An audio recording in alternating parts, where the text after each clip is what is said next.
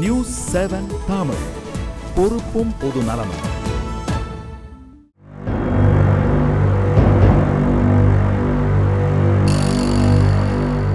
இந்திய விடுதலை போராட்டம் பல தன்னிகரில்லா தியாகிகளை சந்தித்துள்ளது. இந்தியன் தன் தாய் மண்ணில் சுதந்திர காற்று சுவாசிக்க வேண்டும் என்று தங்கள் உயிரையும் துச்சமாக மதித்து போராடினர். இவர்களில் குறிப்பிடத்தக்க ஒருவர் பகத்சிங்.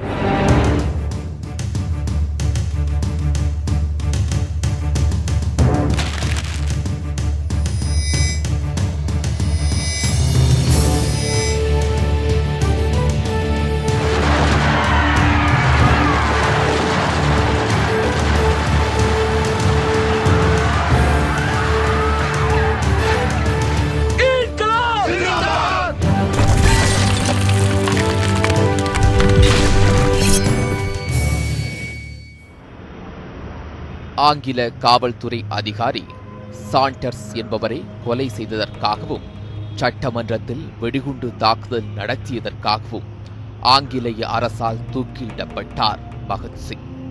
இன்றளவும் சுதந்திர போராட்ட வீரர்கள் வரிசையில் முக்கிய நபராக விளங்குகிறார். பஞ்சாபில் உள்ள லாயர்பூர் மாவட்டத்தில் ஜெராவாலா என்னும் இடத்தில் உள்ள ஷக் 5 கிராமத்தில் சர்தார் கிஷன் சிங், வித்யாவதி ஆகியோருக்கு மகனாக பிறந்தார் பகத்சிங். விடுதலை போராட்ட வீரர்களை கொண்ட சீக்கிய குடும்பத்தில் பிறந்ததால் இளம் வயதிலேயே நாட்டுப்பற்று மிக்கவராக வளர்ந்தார். பகத்சிங்கின் தந்தை மற்றும் மாமாக்கள் அஜித் சிங், ஸ்வரன் சிங் பஞ்சாபில் கடற்கட்சியில் உறுப்பினர்களாக இருந்தனர். பகத்சிங்கின் வாழ்க்கை குறித்து எங்களிடம் பகிர்ந்து கொண்டார் லுதியானாவில் வாழும் பகத்சிங்கின் சகோதரி அமர் கவுரின் மகனும் ஓய்வு பெற்ற ப்ரொஃபஸரும் ஆன Jagmohan Singh. His grandfather was which brought him up. பகத்சிங்கோட தாத்தா தான் அவரை வளர்த்தது. பகத்சிங்கோட அப்பா புரட்சி இயக்கத்துல பிஸியா இருந்தாரு. பகத்சிங்கிற்கு 9 வயசு இருக்கும்போது அமெரிக்காவிலிருந்து கதர் கட்சியை சார்ந்த 8000 பேர் இந்திய நாட்டு விடுதலைக்காக வந்தனர். இந்த சூழ்நிலையில தான் பகத்சிங் வளர்ந்தாரு. அவரது மாமா ஒரு பெரிய இயக்கத்தை வழிநடத்திக்கிட்டு வந்ததையும் பார்த்தாரு. பகத்சிங்கிற்கு 3 வயசு இருக்கும்போதே அவரது தங்க, அதான் எனது அம்மா பிறந்த 1910ஆம் வருடம் அவரது இன்னொரு மாமா ஜெயிலில் சித்திரவதை அனுபவித்து உயிர் தியாகம் செய்தார்.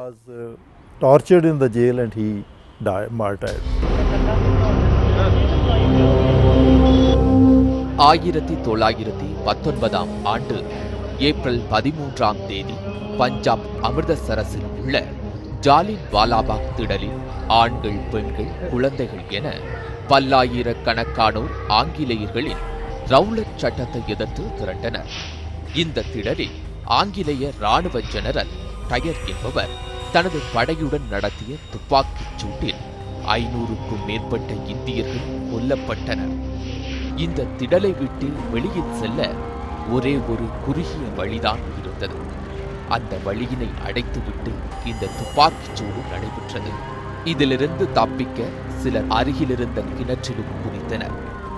இந்த கிணற்றில் விழுந்து இறந்தவர்களின் எண்ணிக்கை 120. துப்பாக்கி குண்டுகள் சுவற்றில் ஏற்படுத்திய தடம் இன்றளவும் இங்கு காண முடிகிறது. இந்த இடம் தற்போது துப்பாக்கிச் சூட்டில் இறந்தவர்களுக்கு நினைவிடமாக பராமரிக்கப்பட்டு வருகிறது. 1919ஆம் ஆண்டு ரவுலட் சட்டத்தை எதிர்த்து அமைதியான முறையில் போராடி கொண்டிருந்த இந்தியர்கள் 100கணக்கானோர் ஆங்கிலேயர்களின் துப்பாக்கி குண்டுக்கு இரையான ஜாலியன் வாலாபாக் இதுதான். இந்த சம்பவம் நடந்த சில நாட்களில் பகத்சிங் இந்த இடத்தை பார்த்திருக்காரு. இங்கு ரத்தம் தேய்ந்த மண் கொஞ்சத்தையும் அவர் ஏற்றிருக்காரு. இந்த சம்பவத்துக்கு பிறகுதான் அவரது மனதில் புரட்சியின் எண்ணங்கள் உதித்துள்ளன.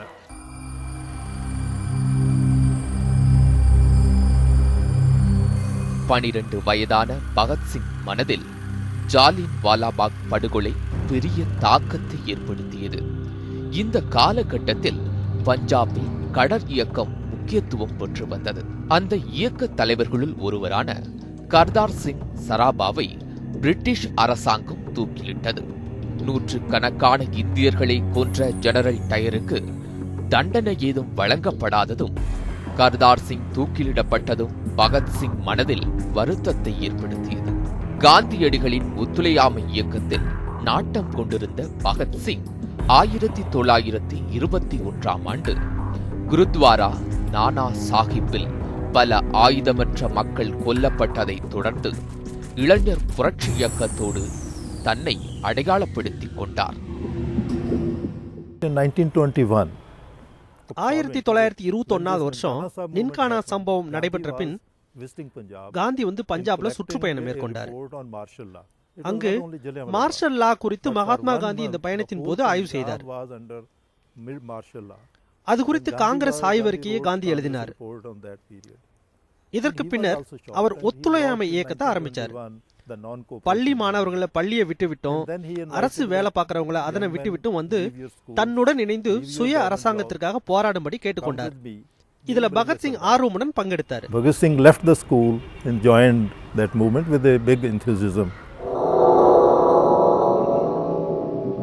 பகத்சிங்கின் வாழ்க்கையில் பெரிய மாற்றம் ஏற்பட்டது அவர் லாகூரில் உள்ள நேஷனல் கல்லூரியில் படிக்கும் போதுதான்.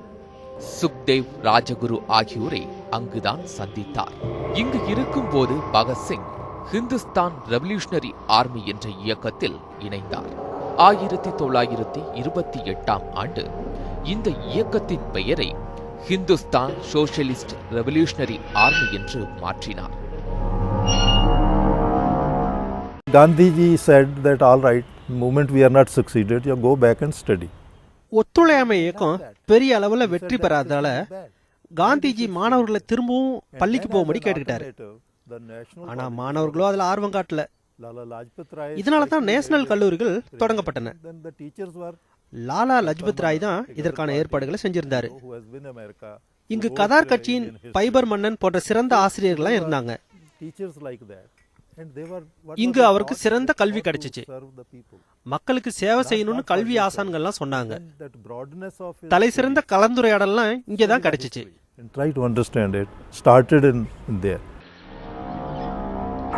பகத்சிங் லாகூரில் வாழ்ந்து வந்தாலும் அவரது குடும்ப பூர்வீக வீடு பஞ்சாபில் நவான் சாகர் மாவட்டத்தில் உள்ள கத்கர்கலா என்ற இடத்தில் உள்ளது. சுதந்திர போராட்ட வீரர் பகத்சிங்கின் பூர்வீக வீடு இதுதான். பஞ்சாபில் உள்ள கட்கட்கலா என்கிற இடத்தில் அமைந்துள்ளது. இதனை தற்போது அரசாங்கம் ஒரு நினைவிடமாக பேணி பாதுகாத்து வருகிறது. இது பூர்வீக வீடாக இருந்தாலும் பகத்சிங் இங்கு வாழவில்லை. அவர் பாகிஸ்தானில் உள்ள லாகூர் என்கிற இடத்தில் தான் வாழ்ந்து வந்தார். 1947 இந்தியா பாகிஸ்தான் பிரிவினைக்கு பிறகு பகத்சிங்கின் பெற்றோர் கிஷன் சிங், வித்யாவதி இந்த வீட்டிற்கு வந்துவிட்டனர். பகத்சிங் நினைவிடமாக பராமரிக்கப்பட்டு வரும் இந்த வீட்டில் பகத்சிங் மற்றும் அவரது குடும்பத்தினர் பயன்படுத்திய பொருட்கள் பத்திரப்படுத்தப்பட்டு காட்சிக்கு வைக்கப்பட்டுள்ளது. 26 வருடமாக இந்த நினைவிடத்தை பராமரித்து வரும் ராம் சஜீவன் பகத்சிங் குடும்பத்தார் உபயோகப்படுத்திய பொருட்கள் குறித்து எங்களிடம் கூறினார். जी उस टाइम पर रसोई के तौर पर यूज करते थे और इसमें இதுதான் பகத்சிங் குடும்பம் தங்கியிருந்த வீடு. இந்த அறை சமையலறையாக பயன்படுத்தப்பட்டது. இங்குதான் பகத்சிங்கின் தாயார் பயன்படுத்திய செப்பு மற்றும் பித்தளை பாத்திரங்கள் பார்வைக்காக வச்சிருக்காங்க. रखे हुए घड़े हैं, कापर ब्रास आयरन के और लकड़ के परातड़े हैं और भी ऐसी चीजें हैं इसमें कई जो रखी गई हैं. இந்த கிராமத்தில் இருந்த பலரும் தற்போது பிழைப்பிற்காக வெளியூர்கள், வெளிநாடுகளுக்கு சென்றுள்ளனர்.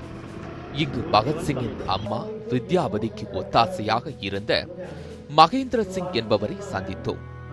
வித்யாவதி அம்மா தன்னிடம் பகிர்ந்து கொண்ட விஷயங்களை மகேந்திர சிங் எங்களிடம் கூறினார்.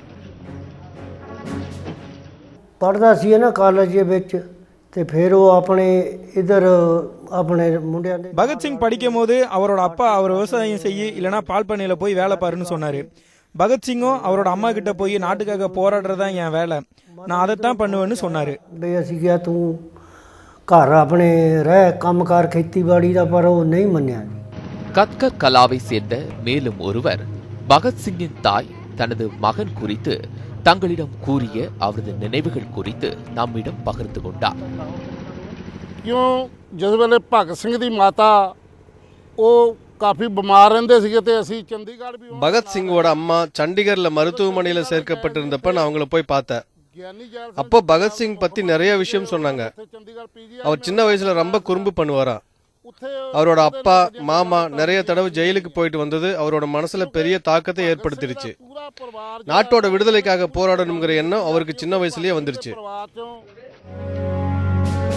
இந்த ஊர் இளைஞர்கள் பலரும் அமெரிக்கா, கனடா நாடுகளுக்கு சென்றுவிட்ட நிலையிலும் கூட பகத்சிங் மீது ஆர்வம் கொண்ட சில இளைஞர்கள் பகத்சிங்கின் பூர்வீக வீட்டில் செல்ஃபி புகைப்படங்களை எடுத்து சமூக வலைதளங்களில் பகத்சிங்கின் கொள்கைகளை பரப்பி வருகின்றனர். சோஷியல் மீடியா पर इंस्टाग्राम पर हो गए. நான் தினமும் இந்த பகத்சிங் நினைவகத்திலிருந்து ஃபோட்டோ எடுத்து சமூக வலைதளங்களில் போடுவேன். ஃபேஸ்புக், யூடியூப்னு எல்லா சோசியல் மீடியாலையும் அப்லோடு பண்ணுவேன். என்னுடைய நோக்கம் வந்து தியாகி பகத்சிங்கோட வாழ்க்கை, அவரோட சித்தாந்தங்கள், அவருடைய கதையை உலகத்துக்கு சொல்லணுங்கிறது தான். ஏன்னா இப்போ இருக்கிற பலருக்கு இது போன்ற தியாகிகள் குறித்து எதுவுமே தெரிய மாட்டேங்குது. கல்லூரி படிப்பிற்கு பின் பகத்சிங் கான்பூர் சென்றார். இங்குதான் அவர் பத்திரிகை ஆசிரியர் கணேஷ் சங்கர் வித்யார்த்தியுடன் நெருக்கமானார். இங்குதான் PK டத்தை பகத்சிங் சந்தித்தார். இருவரும் நெருங்கிய நண்பர் ஆனார்கள். இங்கு இருக்கும் போது லாகூரில் வெளியான டெய்லி பிரதாப் பத்திரிகைக்கு பகத்சிங் புரட்சிகரமான கட்டுரைகள் எழுதி வந்தார். இந்தியா பாகிஸ்தான் பிரிவினையின் போது இந்த பத்திரிகையின் அலுவலகம் டெல்லிக்கு மாற்றப்பட்டது. இந்தியாவின் அரசியல் நிலைமையை பற்றி அறிக்கையளிக்க ஆங்கிலேய அரசு சைமன் ஆணைக்குழுவை 1928 நிறுவியது. ஆனால் இக்குழுவில் ஒரு இந்திய உறுப்பினர் கூட இல்லாததால் இந்திய அரசியல் கட்சிகள் அனைத்தும் இதனை புறக்கணித்தன. அவ்வாணையம் 1928 அக்டோபர் 30 லாகூர் வந்தபோது அவ்வாணையத்திற்கு எதிராக லாலா லஜபதி ராய் அவர்கள் அகிம்சை வழியில் ஒரு அமைதியான அணிவகுப்பை நடத்தி சென்றார். ஆனால் காவலர்கள் வன்முறையையே கடைபிடித்தனர். காவல் மேலதிகாரி ஜேம்ஸ் எஸ்காட் காவலர்களை தடியடி நடத்த ஆணையிட்டதோடு மட்டுமல்லாமல் தானாகவே லாலா லஜபதி ராயை தாக்கினார். இச்சம்பவத்தால் ராய் கடுமையாக காயப்படுத்தப்பட்டார். அதன் பின்னர் 1928 நவம்பர் 17 ராய் காலமானார். இச்செய்தி ஆங்கிலேய பாராளுமன்றத்தில் எழுப்பப்பட்ட போது ஆங்கிலேய அரசு ராயின் மரணத்தில் எந்த பொறுப்பும் ஏற்கவில்லை.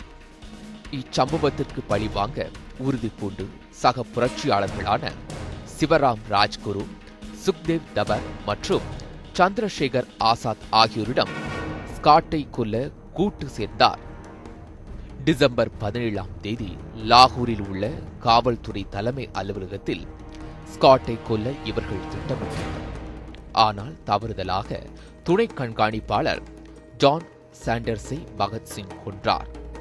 இச்சம்பவத்திற்கு பின்னர் ஆங்கிலேயர்களுக்கு எச்சரிக்கை விடுக்கும் சுவரொட்டிகள் ஹிந்துஸ்தான் சோசியலிஸ்ட் ரெவல்யூஷனரி ஆர்மியால் ஒட்டப்பட்டது. இச்சம்பவத்திற்கு மகாத்மா காந்தி கண்டனம் தெரிவித்தார். People are so frightened because if leader is dying, ஒரு தலைவர் இறந்து போனது மக்கள் பயந்தாங்க. மக்களின் பயத்தை போக்க காவல்துறை அதிகாரி ஸ்காட்டை காவல் நிலையத்துக்கு வெளியிலேயே கொல்வதுன்னு பகத்சிங்கும் அவரது கூட்டாளிகளும் திட்டம் போட்டாங்க. இது ஒரு கடினமான திட்டம். ஆனாலும் இதை செய்ய வேண்டியது நமது கடமைன்னு பகத்சிங் சொன்னார். He said that it is a very difficult task. We are not fully organized, but the historical duty is to do it. Saunders கொலைக்கு பின் பகத்சிங் லாகூரில் இருந்து ஹவுராவிற்கு தப்பித்து சென்று விட்டார். சில நாட்களுக்கு பின் மீண்டும் லாகூர் திரும்பினார். ஆங்கிலேய காவல்துறை அதிகாரி சாண்டர்ஸை துப்பாக்கியால் சுட்டுக் கொன்ற பகத்சிங்கை காவல்துறை வலை வீசி தேடி வந்தது. அப்போது பகத்சிங், அவரது கூட்டாளி மற்றும் கூட்டாளி மனைவி ஆகியோர் ஆங்கிலேயர்களைப் போல வேடம் அணிந்து தற்போது பாகிஸ்தானில் உள்ள லாகூரிலிருந்து இந்த அம்ரித்சர் வழியாக மேற்கு வங்காளத்தில் உள்ள ஹவுராவுக்கு செல்லும் ரயில் ஏறி தப்பித்து விட்டனர். இப்போது பகத்சிங்கும் அவரது ஹிந்துஸ்தான் சோசியலிஸ்ட் ரெவல்யூஷனரி ஆர்மியும் புரட்சி ஏற்படுத்த வேண்டும் என்கிற எண்ணத்திற்கு வந்துவிட்டனர். இதற்காக மத்திய சட்டசபையில் யாரையும் கொல்லாமல் ஆனால் பரபரப்பை ஏற்படுத்தும் விதமாக வெடிகுண்டு வீசுவது என்று முடிவெடுக்கப்பட்டது. இந்த இடம்தான் தற்போது இந்தியாவின் நாடாளுமன்றம் ஆகும். 1929 வருடம் ஏப்ரல் 8ஆம் தேதி பகத்சிங்கும் அவரது கூட்டாளிகளும் சட்டசபையில் வெடிகுண்டை வீசிவிட்டு இன்குலாப் சிந்தாபாத் என்கின்ற கோஷத்தை எழுப்பினர். பின்னர் தாங்களாகவே முன்வந்து காவல்துறையினரிடம் சரணடைந்தனர். பகத்சிங்கின் கையில் இருந்த துப்பாக்கிதான் சாண்ட்ரஸ் கொலைக்கு உபயோகிக்கப்பட்டது என்று விசாரணையின் போது தெரிய வந்தது. அதன் பிறகு அவர் வைக்கப்பட்டிருந்த டெல்லி சிறைச்சாலையிலிருந்து லாகூர் சிறைச்சாலைக்கு மாற்றப்பட்டார். அங்கு சாண்ட்ரஸ் கொலை வழக்கின் விசாரணை நடைபெற்றது. இந்த சிறைச்சாலையில் ஐரோப்பிய கைதிகளும் இந்திய கைதிகளும் நடத்தப்படும் விதத்தை எதிர்த்து சிறைச்சாலையில் உண்ணாவிரத போராட்டத்தை நடத்தினார் பகத்சிங். பிற கைதிகளும் இவருடன் இணைந்து கொண்டனர். 110 நாட்கள் இந்த உண்ணாவிரத போராட்டத்தை நடத்தினார். பகத்சிங்கின் வழக்கு விசாரணையின் இறுதியில் அவரை தூக்கிலிடுவது என்று உத்தரவு பிறப்பிக்கப்பட்டது. இந்த தீர்ப்பை எழுத பயன்படுத்தப்பட்ட பேனா இப்போது கத்கர் கலாவில் உள்ள காட்சியகத்தில் வைக்கப்பட்டுள்ளது. Similar to his younger brother, Kulbir Singh, who was 14, he writes that there are 4 words to be remembered. Yeah, it's a letter. It was actually letter on 3rd of March, that is the last meeting. Bhagat Singh தூக்கிலிடப்படுவதற்கு முன்னால தான் அம்மா கிட்ட பேசினாரு. அப்போ உன்னை எல்லாரும் பார்த்துக்கிட்டு இருப்பாங்க, அதனால நீ தைரியமா இருன்னு சொன்னாரு. மேலும் தன்னோட சகோதரர்களுக்கு தூக்கிலிடப்படுவதற்கு சில நாட்கள் முன்னதாக எழுதிய கடிதத்துல அவர்கள் கடினமா உழைக்கணும், உடல் நலத்தை நல்லா பாத்துக்கணும்னு கேட்டுக்கிட்டாரு. So that you can be independent to have your earning. Then to younger brother who is 12, he writes the same 3 words again. सेहत का ख्याल रखना, that take care of your health, do hard work and keep courage. हिम्मत से रहना, मेहनत से पढ़ना.